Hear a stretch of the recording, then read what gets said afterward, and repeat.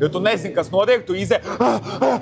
Klausies, es biju šokā, kad tu pastāstīji, ka jūs braucat to Lemānu un tur bija 2 grādi, ja? Naktī bija 3 grādi, jā. 3. Un es reāli, ja visi cilvēki, visi konkurenti manējie trenējās normālās trasēs Itālijā, Spānijā pa ziemu, tad Garijs Roškons, kur trenējās šai halē visu ziemu. Bet es daudz ko es personīgi pats izmēģināju, jo es nebiju nekad braucis tik augstos laikos, visāds apakšcimdīts, apakšveļu.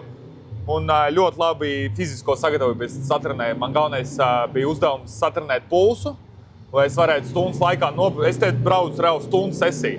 Vienkārši izbraucu un pēc stundas braucu nost. Un galvenais jau bija uzdevums, vai pulss ir līdz 120 sitieniem minūtē.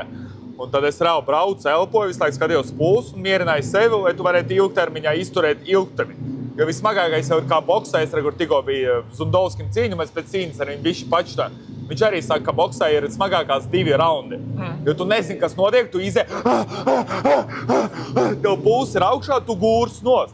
Pēc tam, pēc 2. raunda, tu saproti, ka viss ir kontrolējums, tu viss saproti, tu nomierinājies un tu jau boksējies, kā tu esi pieradis treniņos. Jā. Tas pats arī te. Es, piemēram, ļoti daudz strādāju ar savu laiku, aptājumā ar Ligu Dačiku un skatījos savu sapļa laiks. Un, piemēram, es braucu tur, rekords man ir te 28 sekundes, ātrāk pa 3 sekundēm nekā kartiņas var nobraukt.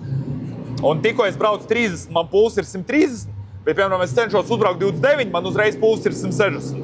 Dēļ kā?